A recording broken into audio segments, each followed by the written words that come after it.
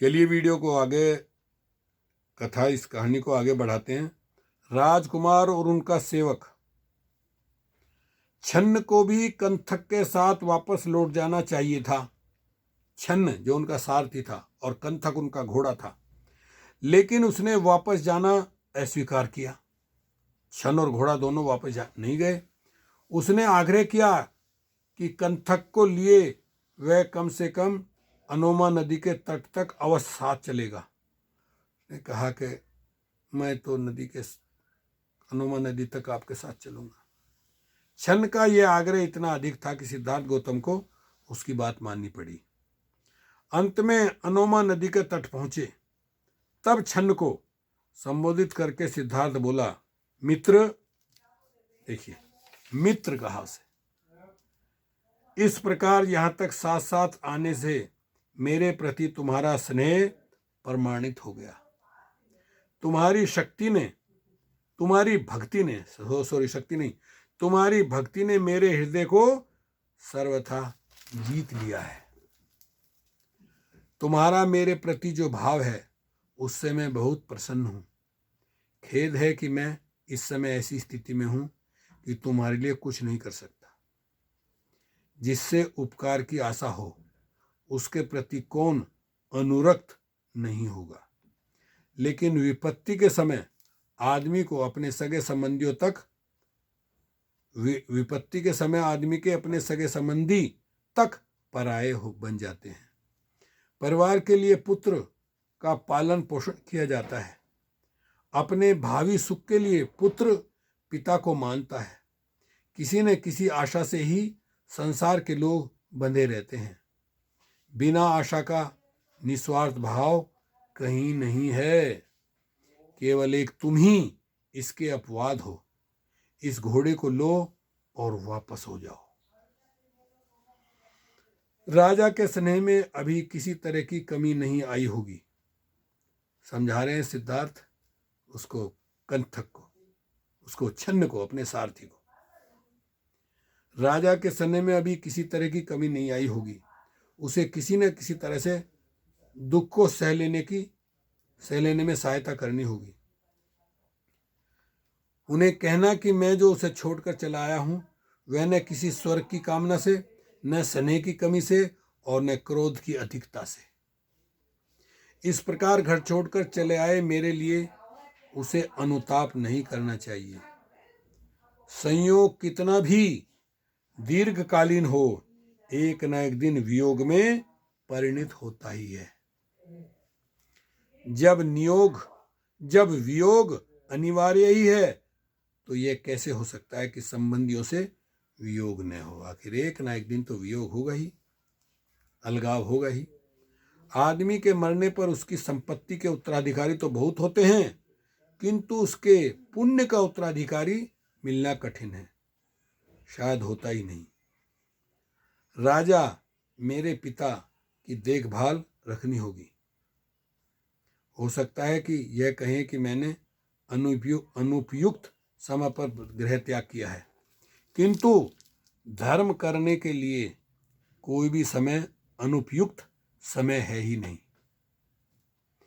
मित्र, मेरे पिता को इन और ऐसे शब्दों से समझाना, ऐसा प्रयास करना कि उसे मेरी याद भी बनी न रहे। हाँ, मेरी माँ से भी कहना कि मैं उनके स्नेह के अयोग्य सिद्ध हुआ। उसका वात्सल्य वचनातीत था।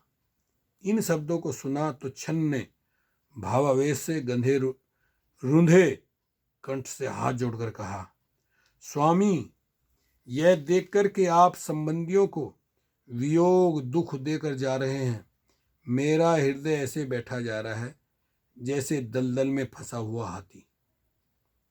आपका ऐसा निर्णय किसकी आंखों से अश्रुधारा न बहाएगा, चाहे उसका हृदय लोह निर्मित भी क्यों न हो। स्नेह सिक्त हृदय का तो कहना ही क्या।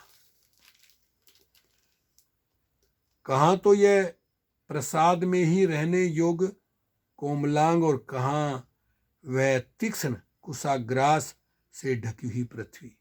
हे कुमार, आपका ऐसा निर्णय जानकर मैं अब कपिल वस्तु के लोगों के लिए दुखदायक इस कंथक घोड़े को वापस कैसे ले जा सकता हूं? निश्चय से आप इस स्नेहसिक्त वृद्ध राजा को ऐसे ही छोड़कर नहीं जाएंगे जैसे कोई नास्तिक सद्धर्म को और अपनी उस मौसी को जिसने पाल पोस कर इतना बड़ा किया। आप उसी तरह नहीं ही भूलेंगे जैसे कोई कृतघ्न अपने उपकारी को भूल जाता है। और अपनी उस भार्या को तो आप छोड़ेंगे नहीं, जो गुणवती है, जो श्रेष्ठ कुलोत्पन्न है, जो पतिव्रता है और जो एक बालक की माँ है। और हे धर्म तथा यश की सर्वाधिक चिंता करने वाले, आप यशोधरा के उस पुत्र को तो उसी प्रकार छोड़ेंगे नहीं जैसे कोई जुआरी अपने यश छोड़ देता है।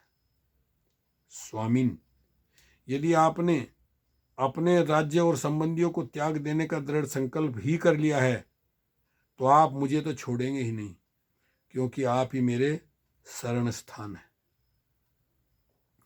मैं आपको इस प्रकार जंगल में अकेला छोड़कर इस दग्ध हृदय के साथ नगर को वापस नहीं लौट सकता। जब मैं अकेला वहां जाऊंगा तो राजा मुझे क्या कहेगा, और मैं आपकी सहधर्मिणी को क्या शुभ संवाद सुनाऊंगा।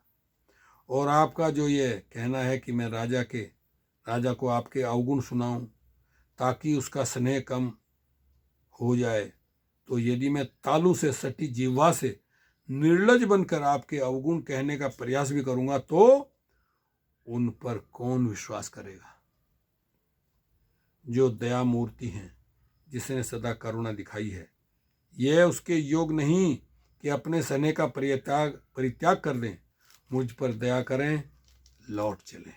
देखिए, अभी तक वो सारथी प्रयास कर रहा है किसी तरह से सिद्धार्थ वापस चले। छन्न के इन दुख भरे शब्दों को सुनकर सिद्धार्थ गौतम ने अत्यंत कोमलता से उत्तर दिया, छन्न, मेरे वियोग से उत्पन्न होने वाले दुख का परित्याग करो।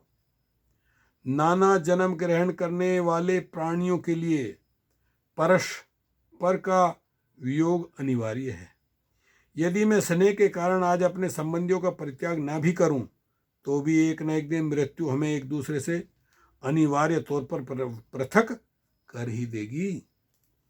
जिस मेरी माँ ने मुझे इतना कष्ट सहन करके जन्म दिया था, अब वह कहाँ है और मैं कहाँ हूँ। आखिर मेरी माँ जिसने जन्म दिया वो भी नहीं रही। जैसे पक्षी अपने विश्राम वृक्ष पर इकट्ठे होते हैं किंतु फिर नाना दिशाओं में उड़ जाते हैं, यही प्राणियों की दशा है। उनका भी वियोग अवश्यंभावी है। जैसे बादल एकत्र होकर फिर पृथक पृथक नाना दिशाओं में चले जाते हैं, यही प्राणियों की दशा है। उनका भी वियोग अवश्यंभावी है। और क्योंकि यह संसार इसी प्रकार परस्पर एक दूसरे की वंचना करता हुआ गतिमान है, इसलिए संयोग के समय किसी भी चीज को अपना समझ बैठना भयावह है। क्योंकि ऐसा ही है, इसलिए मित्र, शोक मत कर, वापस लौट जाओ। यदि मन नहीं माने तो जाकर फिर वापस चले आना। बिना मुझे कुछ और कहे कपिल वस्तु के लोगों से जाकर कहना कि उसके लिए जो तुम्हारा स्नेह है उसे छोड़ दें, क्योंकि उसका निश्चय दृढ़ है। जब स्वामी और सेवक के बीच की ये बात कंथक ने सुनी तो उस श्रेष्ठ असुर ने अपनी जिह्वा से स्वामी के चरण चाटे और आंखों से गरम गरम आंसू गिराए।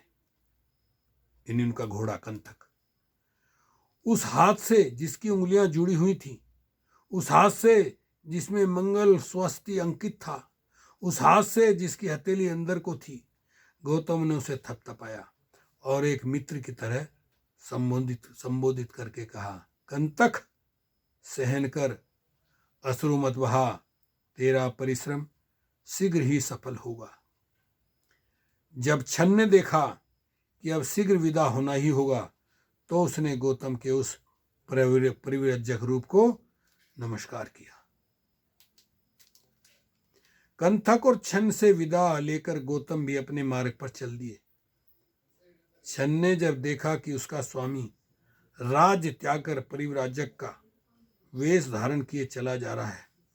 उससे न रह गया। वह अपने हाथ उठाकर जोर जोर से चिल्लाया और जमीन पर गिर पड़ा। जब उसने पीछे मुड़कर देखा, वह एक बार फिर जोर से चिल्लाया। उसने अपने कंठक के गले में हाथ डाले। वह निराश और भग्न हृदय फिर अपने मार्ग पर आगे बढ़ा।